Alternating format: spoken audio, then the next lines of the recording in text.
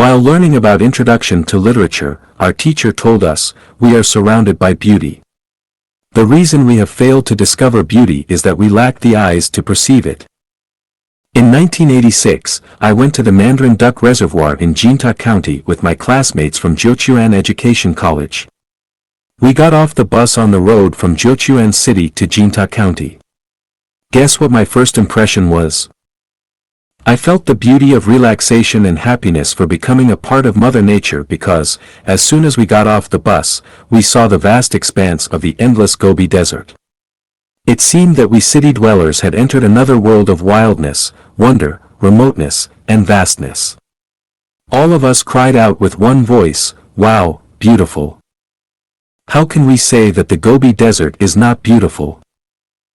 When I climbed the Great Wall at Badaling during my study at Beijing Foreign Trade University, I saw the meandering Great Wall fly like a gigantic dragon on the top of the undulating mountains. I felt a beauty of valiance, unrestrained freedom, and flying. During my study at Zhangjiago Geology Technical School, I used to go climbing with my classmates.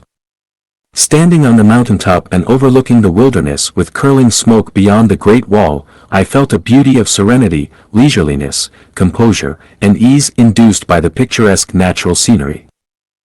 While studying in Lanzhou Education College, I would sit by the Yellow River whenever I had the opportunity. Since I grew up by the Yellow River, I have a special love for it. Watching the surging and rolling river flow in its meandering course, I felt that my thinking had been carried to a remote place, and I was filled with the aesthetic feeling of surging emotions and endless yearnings. In the small islands of Luanda, the capital of Angola, in the Bella port of Mozambique, on the beach of Dar es Salaam, the capital of Tanzania, in the end of the earth of China's Hainan Island, in the Cape of Good Hope of South Africa's Cape Town, everywhere the azure sky and sea elicits in me an aesthetic sense of mystery, fantasy, eternity, and infinity. There is the world-famous Victoria Waterfall on the Zambezi River between Zambia and Zimbabwe. I used to drive a 6-ton truck of the Chinese Jifeng brand to fetch water from there. Each time I approached it, I was overwhelmed by its tumbling heroism. Its vigorous momentum, mountain-shaking power, thunderous rumbling, dragons soaring, and the numerous rainbows among the waterfall created a dreamlike aesthetic feeling of dauntlessness and unrestraint. Harare is a garden-esque city, and Zimbabwe is a green country. Here, birds sing and flowers bloom all year round. Everywhere, you can see lush and green foliage. For years, I wandered among the green mountains and rivers. Under the blue sky and white clouds, the trees, flowers, and grass are extremely beautiful. I have not been to a prairie, but a dance I learned in middle school has always been lingering in my mind. The dance sings praise of the prairie of Hulumber in Inner Mongolia, the galloping courser, the herds of sheep, the drifting white clouds in the blue sky, and clusters of small flowers dotting the endless stretch of green land. In my imagination, the prairie is refreshing and intoxicating, and I long for it. The Gobi Desert, mountains, fields, rivers, oceans, creeks, and waterfalls, the blue sky and white clouds, flowers, grass, and trees, all are beautiful. The prairie, even in imagination, is also very beautiful. The starlight stretching across the sky, the morning and evening glows, the hovering eagles, the dancing butterflies, the grapes on the vines, the mouth-watering melons and fruits, the exquisite and translucent gemstones, the sparkling and shining dewdrops, the croaking of frogs, the chirping of insects, the singing of birds, the neighing of horses, and even the mirage, nature displays strange and stunning beauty everywhere.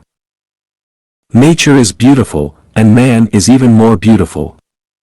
I have not seen the 4 ancient beauties in China, nor have I studied any of them carefully. However, I have appreciated numerous Western beauties from the internet, especially nude ones.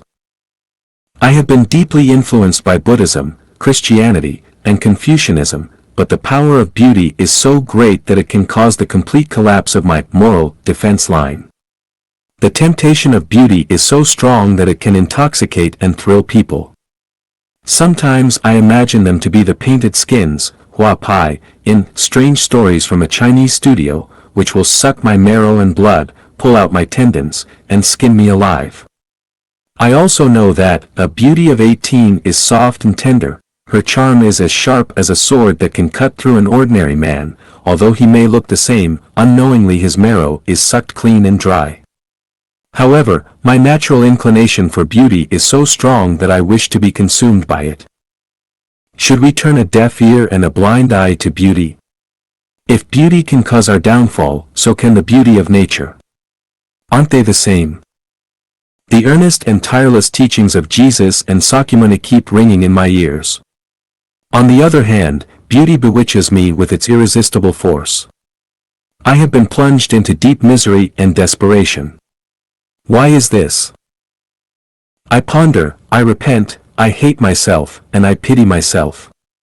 What should I do? I cannot help but look for the greatest Creator, pleading for a definitive answer. Who has bestowed beauty upon everything? If a person has no other purpose than mere survival, they will need nothing more than a kennel and a basin of pig feed. Why should everything be given a beautiful appearance? Finally, I have found the answer. The beauty of everything has been created by the greatest Creator, who intended for us to enjoy the beauty of life. Now that the revered greatest Creator of the universe has offered us beauty, why should we act against the will of the greatest Creator and view beauty as a dreadful disaster? Is Jesus wrong? Is Buddha Sakyamuni wrong? No, not at all. Honey is sweet, but if we cannot extricate ourselves from it, we may put our lives and wonderful future at stake, which is quite unworthy. We must heed the painstaking advice of God and Buddha. However, now that all beauty has been created by the greatest Creator, we are entitled to enjoy it. All beauty should be shared and not privatized. Everyone is greedy and exclusive by nature. When one cannot possess certain beauty, they will try every means to decry it and prevent others from enjoying it. I praise all of you beautiful men and women, and through you, I praise the greatest Creator. Internet beauties, the road to paradise and Elysium world has been closed to you.